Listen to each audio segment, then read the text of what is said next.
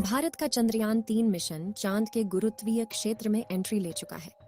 14 जुलाई 2023 के दिन दोपहर के 2:35 पर बाहुबली चंद्रयान 3 ने श्रीहरिकोटा के सतीश धवन स्पेस सेंटर से एक सफल उड़ान भरी और अब चंद्रयान 3 अंतरिक्ष में पहुंचकर चांद के इलेक्ट्रिकल रूट में एंट्री ले चुका है, जिसमें सफर करते हुए स्पेसक्राफ्ट धीरे धीरे चांद की धरती के पास जा रहा है। लेकिन अब इसका आगे का सफर इतना आसान नहीं होने वाला और इस सफर में सबसे मुश्किल है इसका आखिरी पड़ाव, जिसमें यह 23 अगस्त के दिन चांद के दक्षिणी ध्रुव पर सॉफ्ट लैंडिंग करने की कोशिश करेगा। और इसी प्रयास में साल 2019 में चंद्रयान 2 का मिशन असफल हुआ था। तो अब सवाल आता है कि आखिर क्यों चांद पर जाना इतना भयानक है, और नासा के वैज्ञानिकों ने चांद पर ऐसा क्या देखा कि 70 दशक में चांद पर जीत हासिल करने वाले नासा ने अचानक से अपने सारे मून मिशन बंद कर दिए। इस वीडियो में हम चांद से जुड़ी इन्हीं रहस्यमयी बातों से पर्दा उठाएंगे। साथ ही आपको चंद्रयान 3 के बारे में भी कुछ नया और अनोखा बताएंगे, तो वीडियो को पूरा देखिएगा।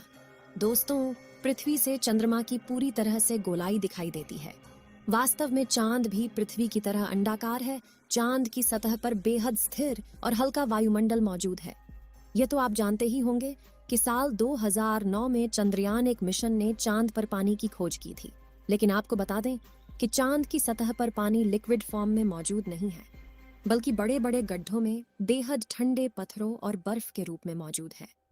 साथियों, चांद से जुड़ी ये रहस्यमयी बात यह भी है कि स्विट्जरलैंड की यूनिवर्सिटी ओनफ बीसेल ने अपने अध्ययन में यह बात खोज निकाली थी कि चंद्रमा पृथ्वी पर रहने वाले लोगों की नींद पर भी असर डालता है। कहा जाता है कि जहां अमावस के दिन लोग काफी अच्छी नींद कर पाते हैं, वहीं पूर्णिमा पर उन्हें कम नींद आती है। हालांकि विज्ञान ने इस बात को पूरी तरह से स्पष्ट नहीं किया और आज भी कुछ वैज्ञानिक इस बात पर अध्ययन कर रहे हैं। साथियों, चांद की जमीन काफी ऊबड़ खाबड़ है और इसमें कई बड़े बड़े क्रेटर यानी गड्ढे मौजूद हैं, जो इतने बड़े हैं कि पिछले करोड़ों सालों से इनके अंदर सूरज की रोशनी तक नहीं पहुंच पाई है। इनमें से सबसे बड़ा गड्ढा चांद के दक्षिणी ध्रुवों में मौजूद है। इस गड्ढे का डायामीटर 2500 किलोमीटर और गहराई तो इतनी ज्यादा है कि इसमें एक के ऊपर एक करके 10 बुर्ज खलीफा समा जाएं। इस गड्ढे की गहराई 8.2 किलोमीटर के आसपास है और यह पूरे सोलर सिस्टम के सभी ग्रहों और उपग्रहों में मौजूद गड्ढों में सबसे बड़ा गड्ढा है। माना जाता है कि चांद की धरती में पानी छुपा हो सकता है, और वह भी थोड़ा बहुत नहीं, बल्कि पूरे 100 मिलियन टन। इसके अलावा यहाँ पर hydrogen, sodium, ammonia, mercury, methane और सिल्वर जैसे मूल्यवान संसाधनों का खजाना मौजूद हो सकता है, जिसकी खोज करने के लिए ही चंद्रमा पर चंद्रयान 3 मिशन को भेजा गया है। साथियों, साल 1959 में रशिया के स्पेसक्राफ्ट ने पहली बार चांद पर लैंडिंग की थी, जिसके बाद अमेरिका ने भी कई मून मिशन किए और 20 जुलाई 1969 को नासा के अपोलो मिशन के दौरान एस्ट्रोनॉट नील आर्मस्ट्रॉन्ग और बज एल्ड्रिन ने चांद पर पहली बार कदम रखा था। जिसके बाद नासा ने कई मून मिशन किए थे और अपने कुल 12 एस्ट्रोनॉट्स को चांद पर भेजा।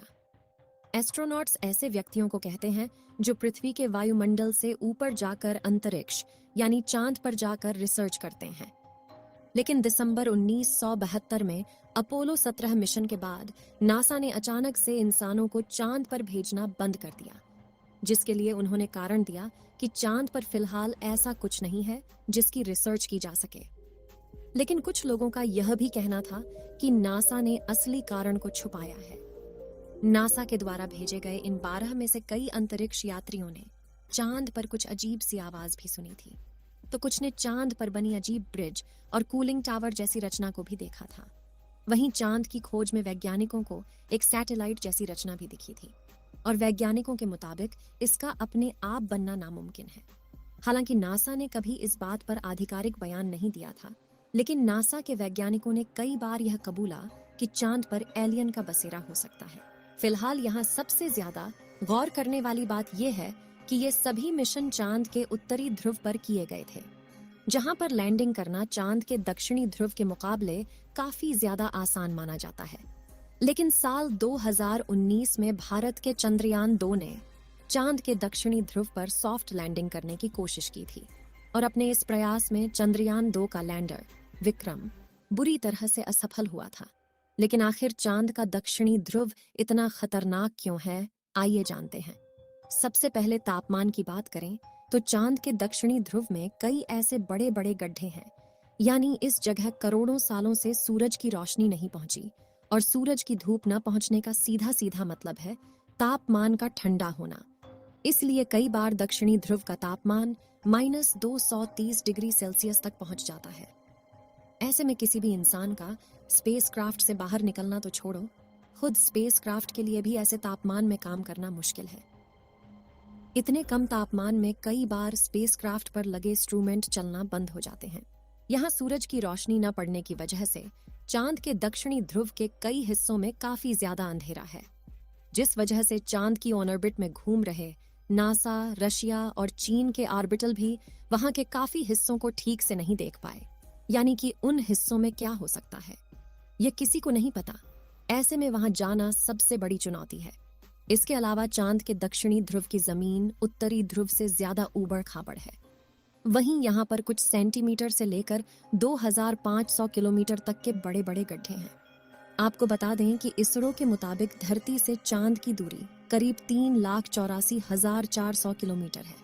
ऐसे में इतनी दूरी पर लैंडर से डीप स्पेस कम्युनिकेशन बनाए रखना काफी मुश्किल होता है, क्योंकि इतनी दूरी पर रेडियो सिग्नल कमजोर हो जाते हैं और एंटीना से बहुत ज्यादा बैकग्राउंड नॉइज आता है।